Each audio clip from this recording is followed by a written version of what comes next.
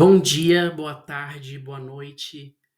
Essa apresentação ela é referente ao trabalho final da disciplina de Anatomia e Morfologia Vegetal, ministrada pelo professor Nobel Penteado do curso de Bacharelado em Ciências Biológicas pela Universidade de Sorocaba. E bom, esse trabalho ele foi realizado pela Yasmin Fernandes e eu, Pedro Gualberto, e ele teve como seu título e tema pré-estabelecido Estudo Morfológico de Essicata. Então, a essicata que nós escolhemos é uma espécie de apocinace e é popularmente conhecida como leiteiro de folhas finas.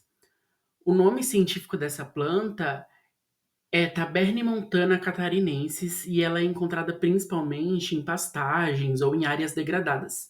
Ela também é muito utilizada em projetos de decoração ou de designs mesmo, ou também para recuperação de áreas degradadas, já que ela é uma espécie de planta que se dá muito bem nesses locais. Bom, elas são plantas heliófitas, então elas precisam estar ali constantemente expostas ao sol. E as apocinaces, elas são da família das angiospermas, sendo o grupo vegetal mais evoluído que nós temos conhecimento hoje em dia, possuindo a presença de flores e frutos, né? Atualmente, existem registros de cerca de 3.700 espécies e 424 gêneros de apocinaces, e as flores do leiteiro de folhas finas, elas possuem uma característica muito interessante. Elas abrem durante o dia, de uma forma que seus principais polinizadores sejam as abelhas.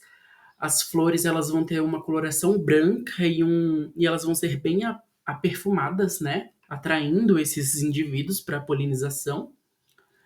Elas também possuem uma característica bem marcante, que são as suas pétalas, que quando elas se abrem, elas formam uma espécie de catavento.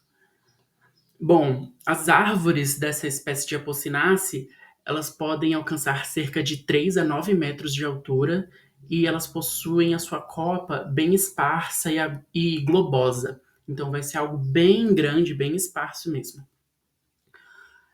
Bom, como angiospermas, elas possuem frutos e os seus frutos, eles vão atrair pássaros que vão consumi-los, vão se alimentar daqueles frutos.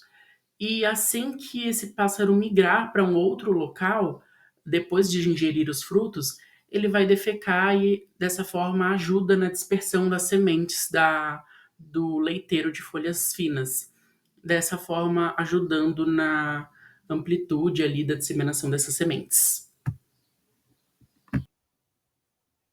Bom, agora falando um pouco da morfologia dessa planta, ela possui laticíferos, que eu vou falar um pouco mais à frente sobre, possui coléteres, que o coléter vem do grego, que significa no português cola ou goma, que faz referência à substância pegajosa que essa estrutura produz.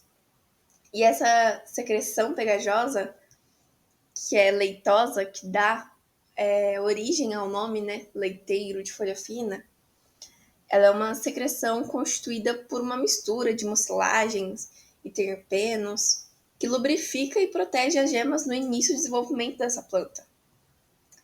Bom, o embrião é axial, tem cerca de 5 milímetros, além de ser composto por 2 cotilédones brancos. Lembrando que cotilédones são folhas embrionárias, formadas em espermatófitas. O tronco é irregular de casca grossa e suberosa com sulcos longitudinais. As folhas são opostas, simples, glabras em ambas as partes. Faces, no caso, né? E as glabras não têm pelos, então ela não possui pelos em ambas as faces. E os frutos são deiscentes, apresentam 2 mericarpos separados. Deiscentes costumam ser frutos que se abrem naturalmente quando estão maduros, liberando as sementes. Um exemplo muito comum desse fruto são as vagens de feijão e ervilha. Falando um pouco agora das características da folha, o formato elíptica no caso, que significa que ela tem uma curvatura no limbo, né? Uma curva na intersecção. E a folha é peninérvia, quer dizer que ela possui uma nervura central, principal, que gera outras nervuras secundárias vinda dela. E, novamente, ela é glabra, não possui pelos. Agora sim, falando dos laticíferos, eles são estruturas secretoras internas, contêm látex, estão sob pressão de células vegetais vivas, são compostos pelo próprio protoplasto, que costuma ser leitoso, mas também pode ser avermelhado ou amarelado. Possui alguns componentes como hidrocarbonetos, polissoprênicos, que é de onde vem a borracha, triterpenos, ácidos graxos, aminas, fitoesteróis e alcanoides. Uma característica interessante é que esses compostos químicos fornecem resistência a herbívoros através de toxicidade ou efeitos antinutritivos. E alguns estudiosos ainda associam essas estruturas com funções protetoras de látex contra predadores, tanto insetos como micro-organismos, além de servirem como selantes de ferimentos. E é isso nosso trabalho, falando sobre essa planta bem interessante, que está presente no nosso dia a dia, muito comum. Espero que tenham gostado. Muito obrigada